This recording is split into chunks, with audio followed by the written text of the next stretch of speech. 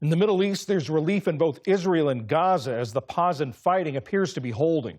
In Tel Aviv, Haggai Angrest eagerly anticipates the return of his son, kidnapped soldier Matan Angrest. We are very exciting, waiting for our son and for all the 48 hostages. Want to many thanks for President Trump.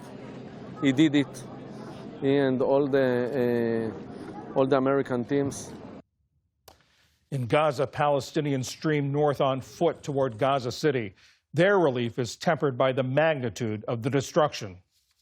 I'm happy that there is no blood, no killing. People can sleep in calm and are reassured. Now when the war is over, where will we go? I am displaced in a government area building, but we have to move from there. Where will we go?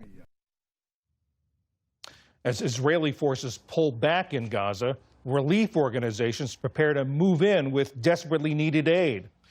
Before the ceasefire took hold, Foreign Affairs correspondent Nick Schifrin spoke with Antoine Renard, the World Food Programme's director for the Palestinian territories. We have seen over the last 2 years, since the October 7th terrorist attack, enormous suffering in Gaza. From your perspective, how bad is the suffering today compared to in the past?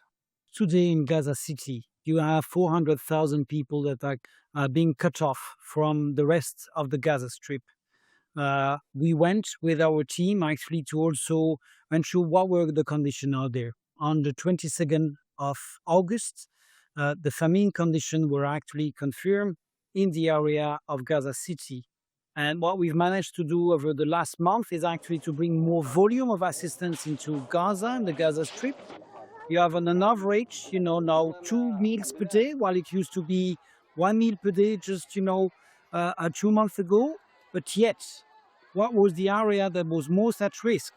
You have 400,000 people that are being trapped, and there's no more assistance that is reaching them. So explain that shift. Over the last month, how many more trucks are being allowed in, and are they reaching the people who needed the aid the most?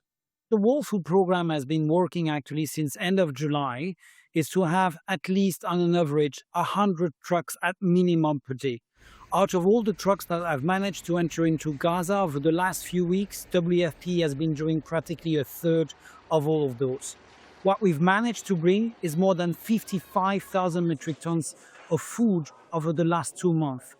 To give you a reality of what it is, it's a third of just the staple food that people require in Gaza. But that is not enough, because you need also to have the proper fresh food that is out there.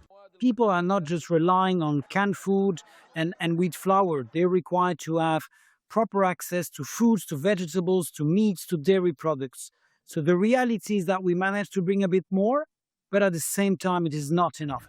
In North Gaza, clearly the conditions, famine conditions are out there. Since the 12th of September, we did not manage to actually bring the food as we were in the recent weeks. In central and south of Gaza, you actually have more goods that are coming in.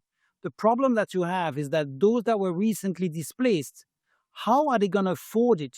Just to go from Gaza City all the way down, some people actually have to borrow sometimes up to $1,000. You might have more food on the market. You might have more capacity for people to get the food there, but they can't afford it. And that is the biggest challenge that we have.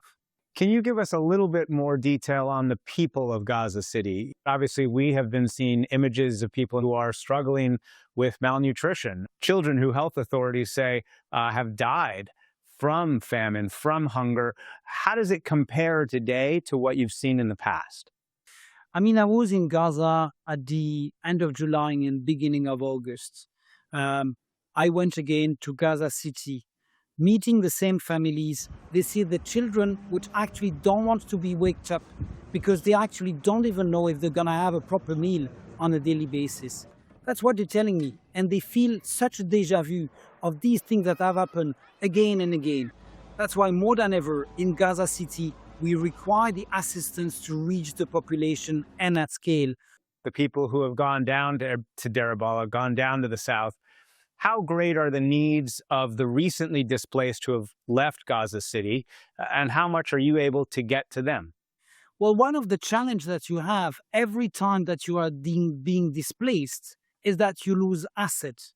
You need potentially to again find a tent if there is any tent on the market. Many of them are actually worth more than $1,200 just to find a simple shelter where to go.